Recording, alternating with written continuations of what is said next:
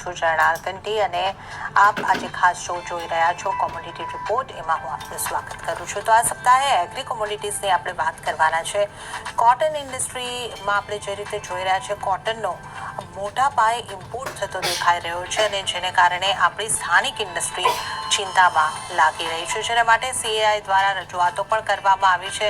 તો આ કોટનની વાત આપણે કરીશું, શું સમસ્યા છે, કઈ રીતના સૂચનો થઈ રહ્યા છે અને આવતા અઠવાડિયે એક ખાસ મીટિંગ સરકાર સાથે થવાની છે, એનો ઉદ્દેશ્ય શું છે, આ તમામ અંગે જાણીશું. અને રવિ પાકોની વાવણીની શરૂઆત થઈ છે, તો આ વાવણી કેવી રહી શકે છે, રવિ સિઝનના પાકોના ઉત્પાદન અંગે કેવી આશા છે, આ તમામ અંગે પણ આપણે ચર્ચા કરીશું. અને આ ચર્ચામાં આપણી સાથે જોડાયા છે કોટન એસોસિએશન ઓફ ઇન્ડિયાના પ્રેસિડેન્ટ અતુલ ગણાત્રા, ઓએમજીએલ રિફાઇનરી એલએલપીના જગદીપ गरेवाल અને કુંવરજી ગ્રુપના રવિ દિયોરા. આપ બધાનું સ્વાગત છે સીએનબીસી બજાર પર. અને અતુલ સર, આપની સાથે ચર્ચાની શરૂઆત કરીએ. જે રીતે આપણે જોઈ રહ્યા છે, અત્યારે આપણે જે જોયું છે કે કોટનનો જે ઇમ્પોર્ટ છે એ ખૂબ જ મોટા પ્રમાણમાં થતો દેખાઈ રહ્યો છે અને જેને કારણે આપણી સ્થાનિક ઇન્ડસ્ટ્રી અહીંયા આગળથી ચિંતામાં છે. તમે રજૂઆતો પણ કરી છે, તો શું છે આખી સમસ્યા, તમારી માંગણીઓ સરકાર પાસેથી કઈ રીતની છે? ગુડ મોર્નિંગ જર્નાબેન. જો આપ ઇમ્પોર્ટ ગયા વર્ષે 41 લાખ બેલ્સ થયું અને આ વર્ષે નવી સિઝનમાં એવું લાગે છે કે 45 થી 50 લાખ ગાંસડીનું ઇમ્પોર્ટ થશે. ઇમ્પોર્ટ થવાના બે મેઇન કારણ છે.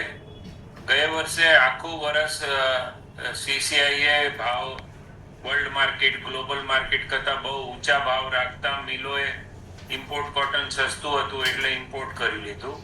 અને આ વર્ષે સરકારે ડ્યુટી ફ્રી ટાઈમ આપ્યો છે 3 મહિનાનું, ઓક્ટોબરથી કરીને 31 ડિસેમ્બર સુધી. એટલે પાછું મિલોએ સસ્તું રૂ ફોરેનમાં મળતા ત્યાંથી પાછું રૂ લઈ લીધું છે. એવું લાગી રહ્યું છે કે ઓક્ટોબર, નવેમ્બર, ડિસેમ્બર આ 3 મહિનામાં લગભગ 25 થી 30 લાખ ગાંસડી ઇમ્પોર્ટેડ રૂ આવશે. હવે આપણે ત્યાં રૂના ભાવ ગ્લોબલ માર્કેટ કરતા શું કામ વધારે છે એ પહેલા કારણ આપણે જોવું જોઈએ.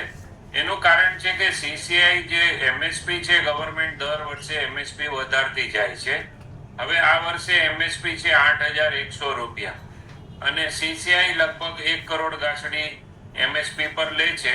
એની કોસ્ટ આવે છે લગભગ 60,000-62,000 રૂપિયા. તો એ નુકસાન ઓછું કરવા માટે રૂના ભાવ ઊંચા રાખે છે.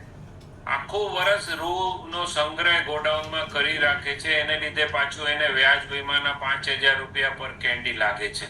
એટલે આપણું રૂ મોંઘું થાય છે. એટલે અમે ગવર્મેન્ટને એમ કીધું કે આવી રીતે એમએસપી કરવાથી આખા જે ટેક્સટાઇલ ઇન્ડસ્ટ્રીની ચેઇન છે એ આખી ખરાબ થઈ ગઈ છે. જેવી રીતે તમને કહું તો જીનિંગ ઉદ્યોગમાં 4,000 ફેક્ટરી છે પણ કોઈ ચલાવી નથી શકતું, કોઈને 2 રૂપિયા મળતા નથી. ટ્રેડર છે, બ્રોકર છે, એ લોકો પણ એમએસપી ને ચાલતા એ લોકો પાસે ધંધો નથી. અને સૌથી વધારે નુકસાન સ્પિનિંગ મિલનું થઈ રહ્યું છે. આપણા દેશમાં જે સ્પિનિંગ મિલો વધી કારણ છે છેલ્લા 15 વર્ષમાં કોટન આપણે ત્યાં ઇન્ડિયાનું કોટન આઈસ ફ્યુચર કરતા પણ 2-3%, 4% ડિસ્કાઉન્ટ પર મળતું હતું.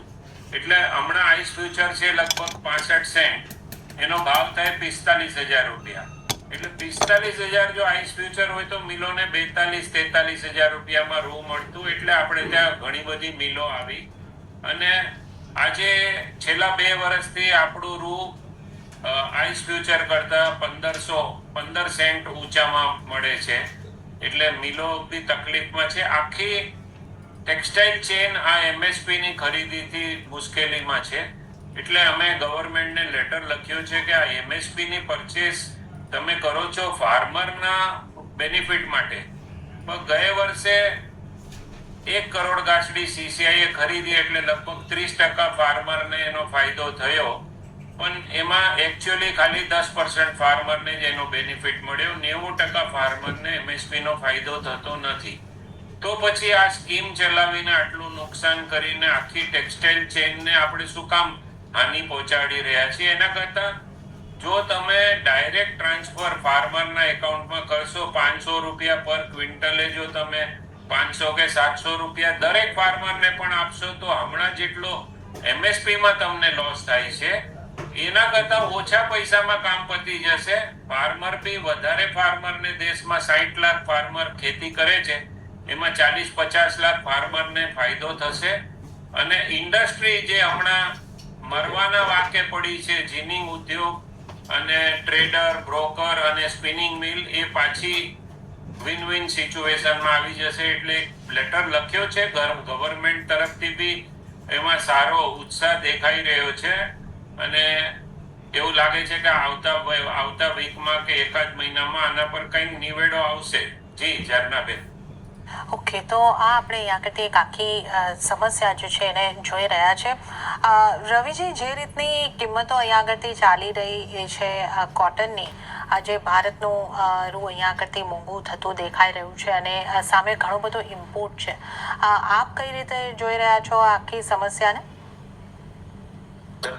સૌપ્રથમ પેનલ મેમ્બર અને આપને ગુડ મોર્નિંગ. એન્ડ જે રીતે અત્યારે સિચ્યુએશન ચાલી રહી છે, આઈ થિંક ડેફિનેટલી આપણે ઘણા 2 થી 3 શોમાં વાત કરી હતી કે મીન્સ કે આપણે ગયા વર્ષનો જે શો હતો, દીપાવલીનો શો હતો, બધા જ શોમાં વાત કરી હતી કે કોટન માટે હજી એક વર્ષ થોડું વીક રહેશે. અને જેમ ગણાત્રાજી જણાવી રહ્યા હતા, I think A definitely means કે આગળ આ ઇન્ડસ્ટ્રીને સૌથી મોટો ઇશ્યુ છે. કારણ કે આટલું મોટું જૂનું સ્ટોક હજી છે, સીસીએ પાસે હજી પણ સ્ટોક બચ્યો છે. હજી પણ જો 40 ઉપરનું ઇમ્પોર્ટ થયું છે અને હજી જો 40-45 નું નવું ઇમ્પોર્ટ થવાનું છે, તો મારા હિસાબે ડેફિનેટલી જે ડોમેસ્ટિક ઇન્ડસ્ટ્રી છે અને ડોમેસ્ટિક પ્રાઇસીસ છે એના આઉટલુક માટે થોડું વીક છે. ઇન્ટરનેશનલ વાયદો જો તો તમે 62 અને નીચે 60 મેક્સિમમ જાય છે, ઉપરમાં 65 ને પણ વટાવી નથી શકતો. 6 મહિનાથી 65 ઉપર સસ્ટેન નથી થઈ શકતો. અને આખા જે વર્ષની રેન્જ છે એ 60 થી લઈ 72 ની છે. તો મારા હિસાબે આ એક ડેફિનેટલી આગળ જતા નેગેટિવ ફેક્ટર સાબિત થઈ શકે છે. કારણ કે global trade, supply chain, demand, આ બધાને લઈને ગ્લોબલી આ કન્સર્ન રહ્યા છે. અને જો મીન્સ કે અહીંયાથી પ્રાઇસ વધવાનું બી ચાલુ થાય છે, તો સૌથી મોટું ઇશ્યુ ઇમ્પોર્ટનો રહેશે ડોમેસ્ટિક પ્રાઇસીસ માટે. રૂપી વીક છે, છતાં પણ આપણને ઇમ્પોર્ટ સસ્તું પડે છે. છતાં પણ આપણને ઇમ્પોર્ટ આપણા પ્રાઇસ કરતા 10-12% સસ્તું પડતું હોય તો ડેફિનેટલી પ્રાઇસીસ થોડું કેપ રહેશે. ગવર્મેન્ટે પેલા ડ્યુટી લગાવી તે સારી વસ્તુ હતી, હટાવવાની જરૂર નહોતી. આઈ થિંક કદાચ આગળ જતા ગવર્મેન્ટ જે રીતે ઇન્ડસ્ટ્રીઝ એસોસિએશન્સ જેમને અત્યારે રિપ્રેઝન્ટેશન કરવું છે, તો કદાચ ઇમ્પોર્ટ પર ડ્યુટી નાખવી એક જ માત્ર અત્યારે ઉપાય લાગી રહ્યો છે. ઓલ ઓવર સિચ્યુએશન અને સ્ટોક જોતા અને ડિમાન્ડ જોતા એવું લાગી રહ્યું છે કે ક્લોઝિંગ સ્ટોક છે 93-95 કરંટ યરનો છે. અને જો આ જ રીતે ઇમ્પોર્ટ અને પ્રોડક્શન આવે છે તો કદાચ આ 100 ઉપર જાય તો બી નવાય નહીં. મીન્સ કે ટોટલ પુરવઠાના 25% જો એન્ડિંગ સ્ટોક હોય તો મારા હિસાબે આઉટલુક માટે થોડું રેઝિસ્ટન્સ સાબિત થઈ શકે છે. એમએસપી ના હિસાબે કદાચ કપાસના પ્રાઇસ પ્રોટેક્ટ થાય, કોકોડ કદાચ ઓઇલ સીડ્સના મીન્સ કે ડિમાન્ડને લીધે પ્રોટેક્ટ થાય.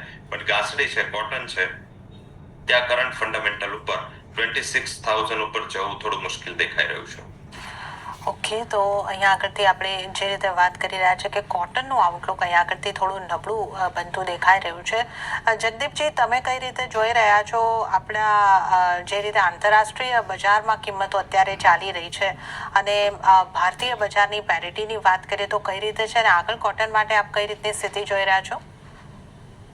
આ વાત ઉપર તો જે ગણાત્રા સાહેબ છે સારી રીતે કહી દીધું છે. હું એડ નહીં કરી શકું એની અંદર એની સરખામણીમાં. અને જે એક્સપર્ટીઝ રવિની છે એને પણ કહી દીધું છે. હું એક મેક્રો વ્યૂ જે છે ને એની ઉપર કહીશું ટૂંકમાં, કે આપણને જે છે ને એક મેક્રો વ્યૂ બધી જ ચીજો વસ્તુ માટે જે છે રાખવું જોઈએ કે ફંડામેન્ટલ્સ જે છે ને એ પ્રિવેલ કરવાના. અને એ ફંડામેન્ટલ્સના લીધે કેવી રીતે એ કોમોડિટી બિહેવ કરે છે અને શું એનો ફ્યુચર રહેશે એ આપણે ધ્યાનમાં રહેવું જોઈએ. જેમ કે અત્યારે વાત કરીએ કે ડાયમંડ પણ જે છે ને એ ફંડામેન્ટલ્સના ઇકોનોમી સામે નહીં ટકી શકે. લેબ્રોન ડાયમંડે જે છે રિયલ ડાયમંડને દોડતા કરી દીધું છે. આવી રીતે સિન્થેટિક ફાઇબર્સને જે છે ને એ બધા નેચરલ ફાઇબર્સને દોડતા કરી દીધું છે અને એ દોડવાના છે.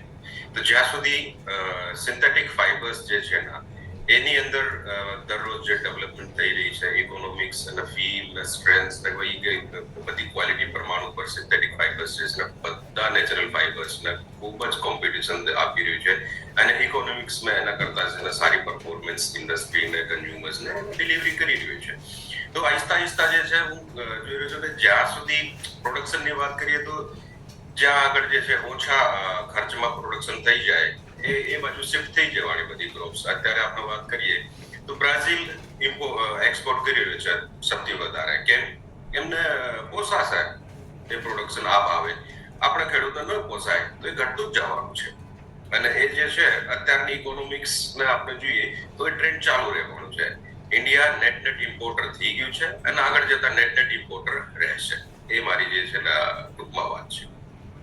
ઓકે, એટલે હજી આ સમસ્યા તો આપણને દેખાઈ રહી છે કે ઇન્ડિયામાં હજી ઇમ્પોર્ટ અહીંયા આગળથી ચાલુ રહેતો દેખાઈ શકે છે. ગણાત્રા સાહેબ, સીઆઈ દ્વારા કોટનના ઉત્પાદનના અનુમાન પણ આવ્યા છે, તો આ અનુમાન કેવા છે અને આપણું પ્રોડક્શન આ વર્ષે કેવું રહી શકે છે? અમારી જે ક્રોપ કમિટીની મીટિંગ ગયા 10 તારીખના મીટિંગ થઈ હતી, એમાં લગભગ 26 મેમ્બરોએ ભાગ લીધો હતો અને બધા 10 સ્ટેટ એસોસિએશન એ ભાગ લીધો હતો અને એ લોકો પોતાના સ્ટેટના જે ફિગર આપે એ અમે લઈએ છીએ. એટલે આપણે એમ કહી શકીએ કે આ એકદમ રૂટ લેવલનો સર્વે થાય છે અને એમાં પછી મેક્સિમમ 3 થી 5% પ્લસ માઇનસ થાય છે. એ અમે ઘણા વર્ષોથી જોયું છે. એટલે 305 લાખ ગાંસડી ઉત્પાદનનું પ્રોડક્શનનું ફિગર આવેલ છે, જે ગયા વર્ષે 312 લાખ ગાંસડી હતું. એટલે 2% પ્રોડક્શન કદાચ ઓછું થઈ શકે છે. એનું એક મેઇન કારણ છે કે 2% સોઈંગ પણ ગયા વર્ષથી ઘટી છે. ગયા વર્ષે 113 લાખ હેક્ટરમાં સોઈંગ હતું, આ વર્ષે 111 લાખ હેક્ટરમાં સોઈંગ છે. એટલે 2 લાખ હેક્ટરમાં સોઈંગ ઓછું છે, એટલે લગભગ 2% જેટલો ક્રોપ ઓછો આવી શકે છે. એમાં મેઇન રીઝન આજથી 1 મહિનો પહેલા જે હતું, અમે સેમ અમારા કમિટી બધાની વાત કરતા તો 325 થી 340 લાખ ગાંસડીનું ઉત્પાદન થાય એમ લાગતું હતું. પણ જે છેલ્લે વાવાઝોડું અને વરસાદ થોડો નવેમ્બર મહિનામાં પણ ફર્સ્ટ વીકમાં જે આવ્યો, એ થોડું સ્ટેન્ડિંગ ક્રોપને નુકસાન કરી ગયું. પણ એસોસિએશનનું એવું કહેવું થયું કે ક્વોલિટીમાં નુકસાન થશે, ક્વોન્ટિટીમાં નુકસાન નહીં થાય. અને પાણીની અવેલેબિલિટીથી ફર્ધરનો ક્રોપ 15-20 લાખ ગાંસડી આવશે. એટલે હમણાં અમે થોડું કન્ઝર્વેટિવ ઉત્પાદનનું ફિગર આપ્યું છે, જે 2-5 લાખ ગાંસડી નેક્સ્ટ મીટિંગમાં વધી પણ શકે છે કે ઘટી પણ શકે છે. એટલે 2% પ્લસ માઇનસનો અંદાજ છે ઝરણાબેન. ઓકે, તો અહીંયા આગળથી આપણે જે રીતે વાત કરી રહ્યા છે કે એક અંદાજ અહીંયા આગળથી ઉત્પાદનનો આવતો દેખાઈ રહ્યો છે અને જે રીતે આપણે ઇમ્પોર્ટની સમસ્યા જોઈ રહ્યા છે એની પણ એક રજૂઆત ખાસ કરવામાં આવી છે. અને આગળ હવે એક આવતા સપ્તાહની અંદર એક મીટિંગ થવાની છે. અતુલ ગણાત્રા સાહેબ અને સીએઆઈ ત્યાં પ્રેઝન્ટેશન કરશે સરકારને અને એના બાદ આપણે જોવાનું રહેશે કે આ સમસ્યા પર કઈ રીતના નિર્ણય આવતા આપણને દેખાઈ શકે છે. ત્યારે જ અતુલ ગણાત્રા સાહેબ, આપનો આભાર અમારી સાથે જોડાવા બદલ. અને હાલ આપણે લઈશું એક નાનો